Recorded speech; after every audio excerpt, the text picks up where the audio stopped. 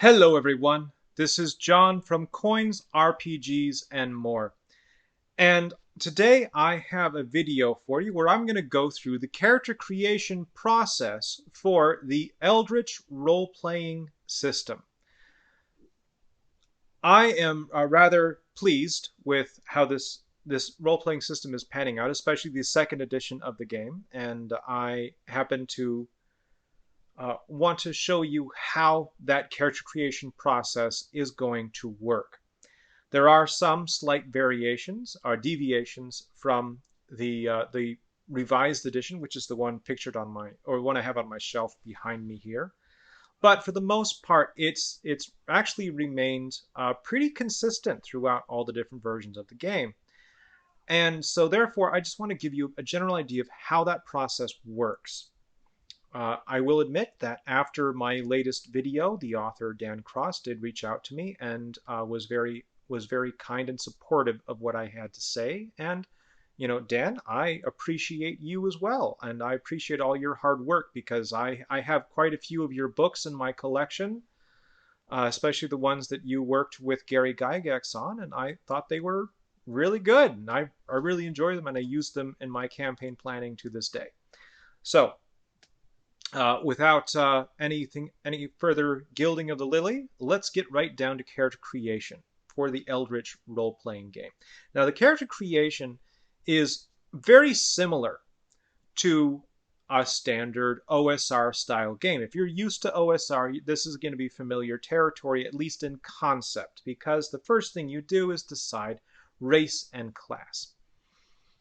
Now, the cool part is with the second edition of the game, if you pick race and class, then you get all of those things as part of a pre-bundled package. All the ability bonuses, all of the extra pieces, the advantages or traits and whatnot, they're all pre-packaged for you, which means that if you're a game master and you want to custom create all these things, you can create custom packages to reflect the different cultures and the different peoples of your campaign setting. So if you want your dwarves to be different, or even if you want to have two different kinds of dwarves in your campaign, you can do that. But what Dan Cross has done in this book is he's pre-packaged kind of the standard ones that most people expect to see if you want to do a Tolkien-esque fantasy that uses a lot of the tropes established by Papa Tolkien, as I've heard him referred to by authors, because he really provided a lot of inspiration for how the kind of epic fantasy or grand fantasy tale is told and what those worlds tend to look like. So if you want to create something that would be familiar to Papa Tolkien, then what comes standard in Eldritch is going to be familiar to you. Now, what I'm going to do is I'm going to recreate the character that I first made when I first delved into Eldritch role-playing system so long ago. And that was a Dwarven Warrior by the name of Wiglaf. And so Wiglaf is going to ride again. And I've already actually done a lot of the work here, but I wanted to kind of walk you through that process. So I'm not going to be showing any documents. I'm not going to be doing any show and tell with the book here, but I am going to walk you through what the process entails. So first you pick the name, and then you select the class and the race that you wish to pick, or the ancestry if you prefer that term, but I'm going to use race because that's what's in the book. Now, in this case, it's a Dwarven Warrior. So I write down Dwarven Warrior, or Dwarf under race, and then Warrior under class. Now, for character points, we're going to write down 30 because that's what this character is going to be built on. Because when you combine a race package and a class package, you get a total of 20. And then you get 10 additional points to spend on things to kind of customize your package and make your character a little bit your own. So every basic ability is going to start out at a D4. And then every specialty is going to start out at a 0. And every focus will start out at a 0. There are 3 basic abilities. There are 3 specialties for each of the 3 basic abilities. And then there are 6 foci for each of the basic abilities. So it's 1, 3, 6 are the 3 options. They kind of create an ability tree, if you will, with each of these things being something of a branch that you can branch off of in order to decide where you want your points to go. For example, if you go to Fortitude, it goes to Endurance, Strength, and Willpower, and from there you can do Vitality and Resilience, or you can go Ferocity and Might, which come off of Strength, or from Willpower you could go to Courage and Resistance. So what I'm going to do is, since I picked Dwarf and Warrior, I'm going to take all the ability or all the dice that you get from those abilities, I'm going to plug them in. And I've actually already done that, so I'm just going to walk you through that. So the result, after all that is done, is I end up with a competence of a D4. So competence is still basic. That's because he's not much skilled with the mental stuff. This is a rough and tumble dwarf. Maybe he knows how to do some stone crafting or some smithing on the side, like most dwarves do, but he's not a scholar by any means. He's a pretty standard bloke.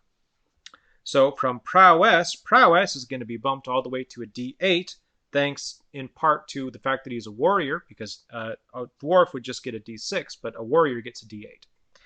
And then from there, he's going to have a D6 and melee, because that's the dwarf's basic ability for that, which means that when he wants to make a melee attack, he will roll a D8 and a D6 in order to make that melee attack and add the total of those two together. But because he's a Dwarven Warrior, he also gets a +1 to threat, to melee threat. And that means that he's going to roll a D8 and a D6, and then he's going to add 1 to the result. And that's how he's going to calculate his melee attacks. I think that's pretty cool. It's a neat little branching system. That's kind of a single branch there that allows you to quickly calculate what your character is doing. Now, his Fortitude, thanks to being a dwarf, is a D8. He starts out with an Endurance of 4, and nothing else from that, but and that's actually where he stops for his character abilities. And then he also gets the advantages of having night vision and strong-willed. So that's great, but I want to give him a little bit more, and I've got 10 character points to play with. So in order to purchase, or in order to increase an ability, you take the die step, or the die that you're at for that ability at the moment. Let's say I wanted to increase my Fortitude from a D8 to a D10. Then I would have to spend all 10 points in order to increase that D8 to a D10, because a 10 is the number of sides of the die that I'm trying to get. Or I could increase that Endurance from a D4 to a D6 at the cost of 6 character points. I think that's neat, but I actually want to do something a little bit different.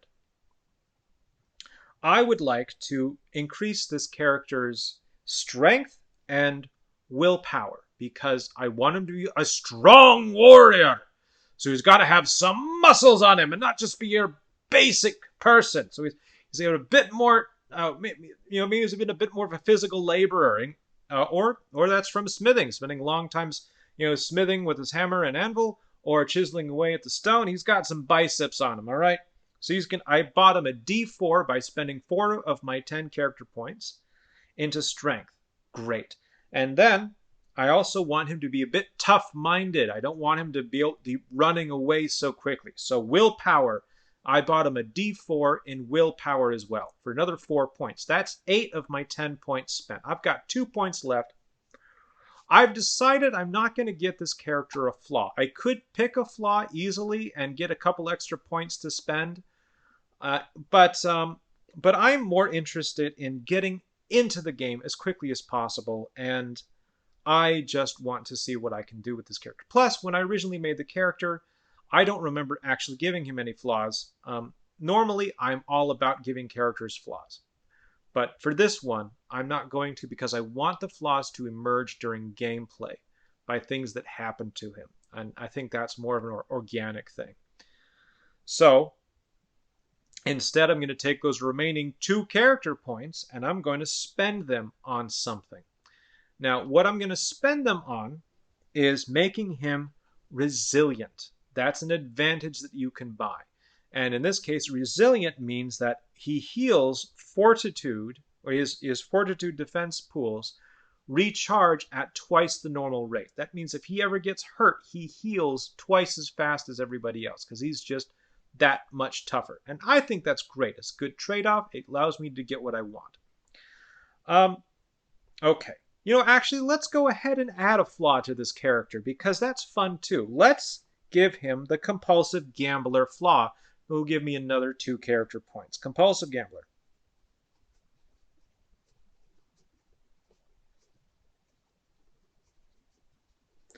All right, so that's 2 more character points. What am I going to spend those on? Well, let's get these things out. Now, I already know there's a bunch of these that I'm just not going to grab for him. Not because they're not good. There's a lot of great stuff in here. But because I don't want this dwarf to... well, I want this dwarf to be specialized in one particular thing. This is a Dwarven Warrior. This is your Gimli, son of Gloin kind of warrior. He's really good with his axe, and he's really tough and sturdy, but he's probably not a master at many other things. So he might even end up being the comic relief of the story. Sorry, Gimli. You really weren't supposed to be like that. I think in some ways Peter Jackson did you dirty as a character, but I still love you. Lots of love. Anyway, what we're going to do is I'm going to pick Attractiveness, because I don't like the idea that all dwarves are grumpy and ugly people. I think that this dwarf is a bit of a rake. So, maybe not a rake. Maybe that's a big extreme. But he's attractive. He's a handsome dwarf, and people like him. So, he's a compulsive gambler, but he's also attractive. And that is the same 2 command point or character points that I get from the compulsive gambler. So let's write that down. Attractive.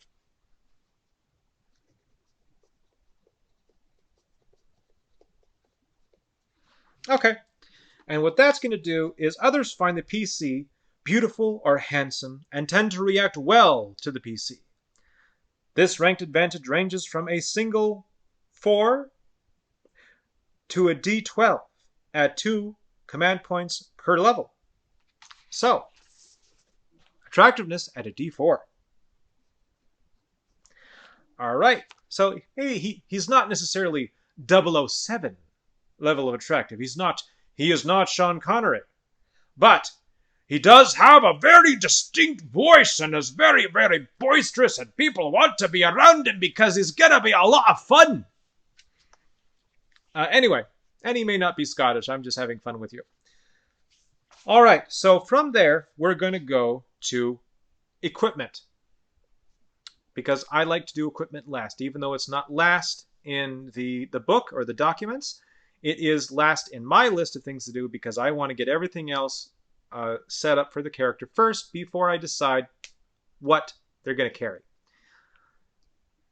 I'm allowed to pick, as a person playing a warrior, I'm given a list of options that I can pick from. And one of those is one weapon of my choice. I have chosen the battle axe. Why? Because he's a dwarf and that's a classic weapon, even though several channels, like I believe Shadiversity, has mentioned how someone who is of a dwarf's size and stature really probably wouldn't use a battle axe because it shortens the weapon reach too much.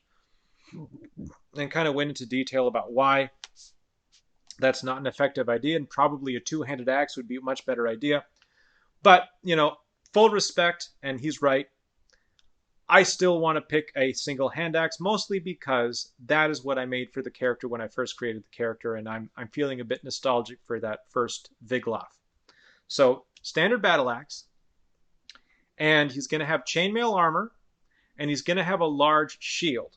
So he's going to be able to like set his shield to receive the enemy's charge, and then chop them with the axe when they try to stand in front of him. All right. And then he gets these standard bits of equipment that every other adventurer gets, and these are actually in Eldritch. These are pretty standardized. There's an entire list that you basically you get a couple of small options, like if you want to have torches or a hooded lantern, you can choose those things. But otherwise, it's pretty standard. Now, the cool thing is there's no exhaustive equipment lists in this game. That's not the point. This is not a game that's about exhaustive equipment lists. What there is this concept of get the armor that you want to have. Within some reason, most characters are not going to start out with plate mail armor unless the GM gives personal approval for that. Get the weapon that you want, 1 or 2 weapons. You might be able to pick a second one if your GM's really, really generous. And then, other than that, you either get the standard lot of equipment that most people would carry, or you can get a custom lot of equipment put together by your GM to reflect the campaign setting. And that's pretty much it. You don't go shopping. There's no shopping to this game. And in a way, I kind of like that because it reminds me of the Swords and Wizardry Continual Light setting. That is that book is one of my absolute favorite OSR books right now. And I really enjoy it. And one of the reasons why I like it is because there's just not that many fiddly bits. And the gear list tends to be a fiddly bit. Even though I am a sucker for a well thought out, highly detailed equipment list, I'll admit there are days when I just say, I don't want it.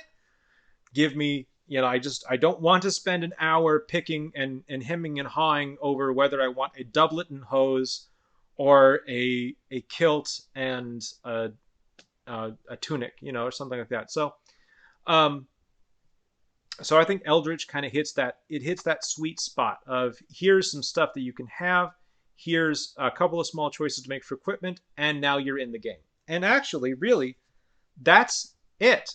Because now the only thing we have left to do is calculate defense pools. And then we're done with this character. So let's look at defense pools real quick.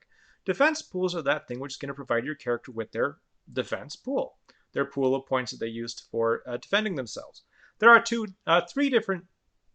2 different defense pools, and then a third one that's kind of is spirit points that's used to power magical abilities and magic items. So there's passive and active defense pools. Your passive defense pool is your fortitude. And in order to calculate that, you take your character's fortitude, the maximum value of the die type for that one, plus the maximum value of the die type for your endurance and your strength. And you add all those together. In my case, I've got endurance and the strength, both of 4, or D4. And my fortitude is a D8, or 8. So now we just have 8 plus 8, 16. That's my passive defense pool. My active defense pool is going to start as a D8, and I'm going to add the D6 from my melee ability.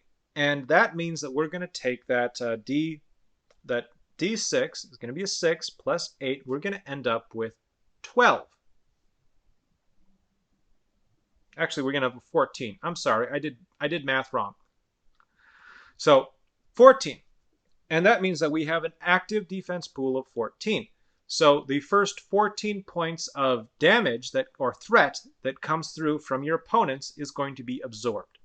And I will demonstrate this when I take the solo character out for an encounter and kind of show you what combat looks like. And then my spirit points for this character is 4. Why? Because competence is a D4, and I didn't put any more points into anything else. But that's a done character sheet. This Wiglaf rides again and is ready to jump into my gaming world. Oh, one other thing. Actually, one of the standard pieces of equipment for a warrior is a steed. And so I didn't really get much guidance in what kind of steed I could pick. So I'm going to pick a war pig because I think that's fun. And he's going to be riding a war pig. If I look into the setting and realize that war pigs don't exist, I'll switch it out for a war pony. It's fine. I'm not too fussed. But war pig sounds like fun. So I got Wiglaf riding a war pig with a battle axe in one hand, a shield in the other, chainmail armor on him, and he's probably got some big freaking horns on his helmet. Why? Because it rocks! All right, thank you very much for hanging out with me today. I hope you enjoyed this character creation video.